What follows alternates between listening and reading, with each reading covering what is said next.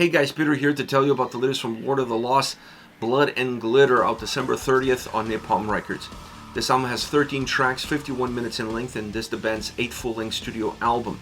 They are a German gothic metal band.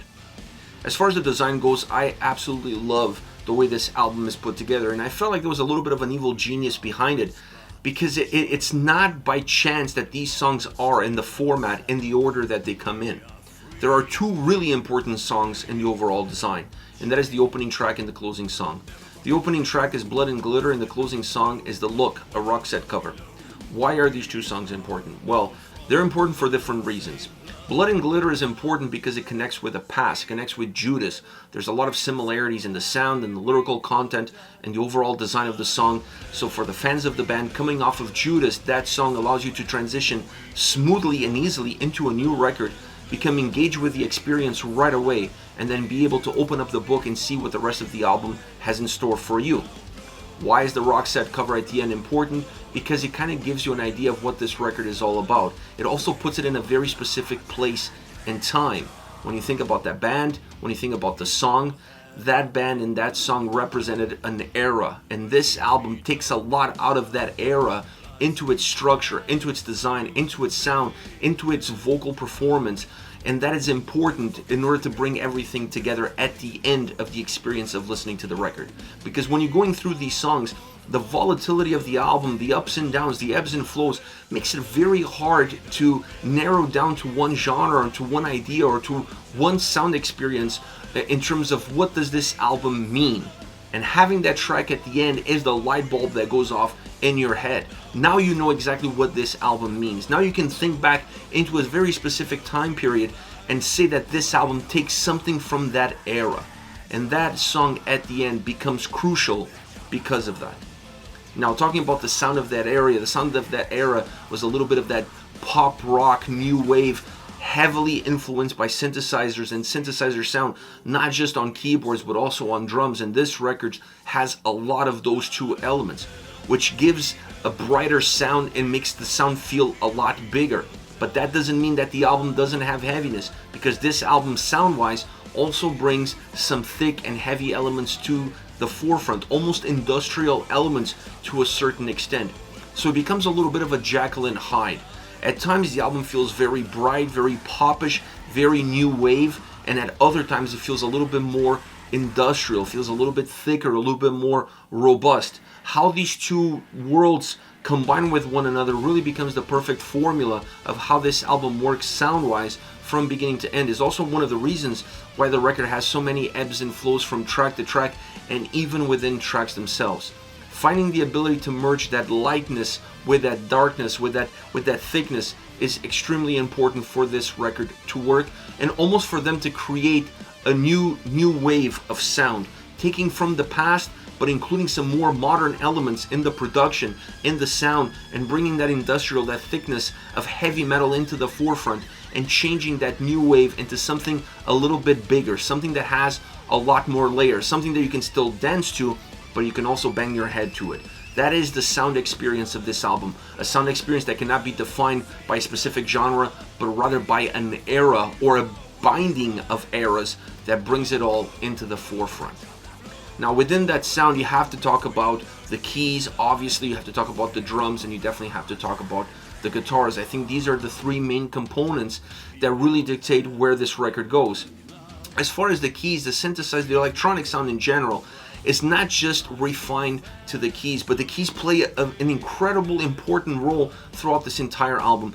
This is not a keyboard-driven or a synthesizer-driven album, but electronically, yes, because you're going to see that electronic component not just coming from the synths, but also from the drums. And that allows that experience, that fragrance to linger all the way through the entire record, even on songs where the keys and the drums feel a little bit more robust, the drums feel a little bit heavier, it's still lingering there. The underlining is still there, and that allows the songs to have ups and downs, to have different characteristics, but all still feel like they all belong together under one single roof. The guitars on this album don't drive the experience, but they do play a role on the heavier side of the album.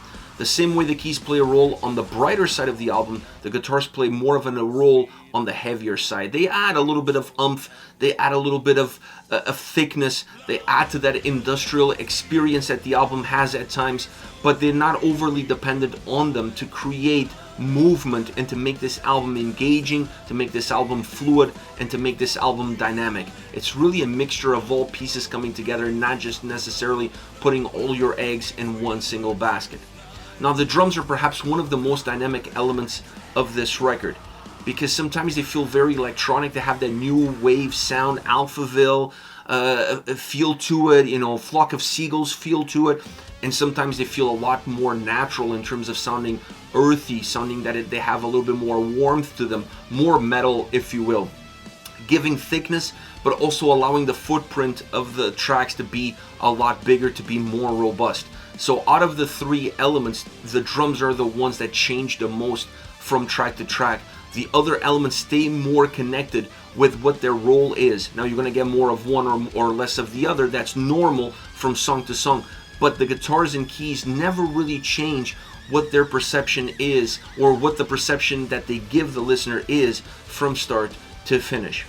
As far as vocals are concerned, I have to talk about the harsh vocals first, because I thought this album had quite a bit of it, but the harsh vocals always felt to me that they were a secondary actor. They were not in a lead role. And that is important, because this sound doesn't necessarily pair up really well with harsh vocals. It's nice to have them around as backing vocals on a chorus here and there, in order to create some ebbs and flows vocally as well, not just having those ebbs and flows musically. But I like the fact that they pushed it almost to the limit. I think if they had a little bit more, it would have hurt the overall dynamic of the record, and definitely would have hurt the soundscape and the experience that this album is trying to put forward. It would also hurt in terms of that new wave sound that this album has. So I felt like they went to the limit, but they didn't pass it. As far as the cleans, the more earthy, the more down, the more substantial performance from Chris on this record is vintage Lord of the Lost. It has a tone like no other, and is able to deliver that tone always with a heartfelt emotion behind it, which adds a lot of value to the lyrical content on any record that they have done, this one being absolutely no different. Overall, this is an easier record to enjoy. It's not as robust, it's not as demanding as Judas. It's an album that you can press play and almost go about your day listening to it, enjoying it, and you don't feel like you have to put everything aside in order to give it your full attention. You're still able to take a lot out of this record, even though it's not demanding that attention from you. And that makes this album fall in line with previous records from the band, and it has different characteristics from its predecessor. It breaks the mold a little bit.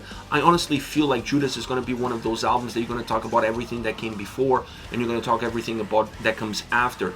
But this is a very engaging album, a lot of fun to listen to. It's a different experience. It feels like a lighter record. It feels like a record that you can process a lot better, and it doesn't take as much from you, at least not as much emotionally out of you. It's not a concept album, so you're able to go at it from a different angle, from different perspectives.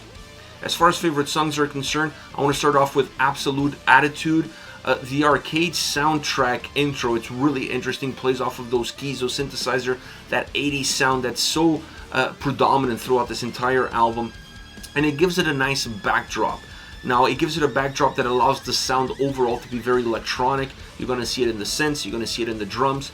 The chorus of this track is massive, musically and vocally. It just feels very big, very powerful. The melody that the keys provide to that chorus adds to that size, making it feel thicker and bigger, and that makes the harsh vocals work really well throughout the entire song, because the harsh vocals always come at the right spots to emphasize some of the heavier moments that the track has, allowing the clean vocals to emphasize the more melodic and even melancholic times that the song offers. The harsh vocals come in as a sprinkle, and they define the heavier moments of the track. So you have the ebbs and flows that the song offers musically and vocally, timing one another, and then you have a verses section that really builds up to a chorus that allows the song to have that momentum to it. Really catchy, really catchy and hooky chorus that becomes almost the destination of where this song is trying to take you.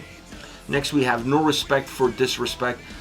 Talk about hooky and catchy songs. I don't think there's one as hooky and as catchy as this one. The simplicity of this track plays to that as well. It feels like an 80s pop song, pop rock song, more pop than rock, I must say, but it has a lot of dance elements to it, and you're going to see that in the electronic sound that comes forward, once again, in the drums and the synths and the keyboards. The vocals jump into the forefront. They become more predominant in terms of what's driving the experience. Everything else is in the background. Everything else is a backdrop to how those vocals are coming together and how those vocals are impacting the listener. It's a song that has layers, specifically in the chorus, a little bit more stripped, a little bit more natural, straightforward, if you will, in the verses. But that chorus really pops. And the layers just make it feel bigger, make it allow you to connect better with it. And you know exactly how hooky it is because the sound allows the vocals to jump into the forefront. And then you have that line of no respect for disrespect that just becomes tattooed, engraved in your brain. When you put these two elements together, it allows for a song to have a life of its own. Vocally compared to Absolute Attitude, because these two songs have a lot of similarities in the structure and how the verses work and how the chorus comes together. There's so many similarities between these two songs. The main difference is that No Respect for Disrespect is more balanced vocally. No harsh vocals, clean vocals from beginning to end. It's about pronunciation, it's about tonality when it comes to moving from the verses to the chorus in order to make that chorus more enigmatic, in order to make that chorus more memorable, but still clean vocals all the way through. A little bit of a departure from Absolute Attitude that had those harsh vocals in it to emphasize the heavier side musically that the song had to offer. Last, definitely not least, and also actually the last song on the album, The Look, Roxette cover featuring Blümchen. This song is phenomenal for all the reasons that I mentioned already in terms of how it wraps up this record, how it gives this album that new wave feel, allows you to place it in time, in an era, if you will, taking influences from an era, not necessarily from just a genre. But it's a really well done cover. It stays very close to the original in terms of the vocal formation or the vocal lining that this track takes forward, using the male vocals, Chris's vocals, as the predominant vocal source, as the original also had that characteristic to it, and then using Blümchen for the female vocals to add that other part of Roxette. So the way the original is put together vocally, this one is done in the same pattern, in the same way. The only difference between these two songs is this one has a little bit more bite. It's more metal. It has a little bit more power. It has a little bit more heaviness. The guitars definitely play a role in giving that heaviness. Same thing could be said for the drums. So it's a song that when you think about the original, you think about this one is the original turned all the way to 11. That's the best way to describe it. But a perfect way of ending the record for all the reasons that I mentioned. It wraps everything together, gives a consensus to how this album sounds and to how this album feels. Great cover. This is it. Lord of the Lost, Blood and Glitter, out December 30th on Napalm Records. Let me know your thoughts on the band, on the singles, on releasing a surprise album on December 30th. Use the comment section. I'll be reading those and getting back to you. Take care, guys.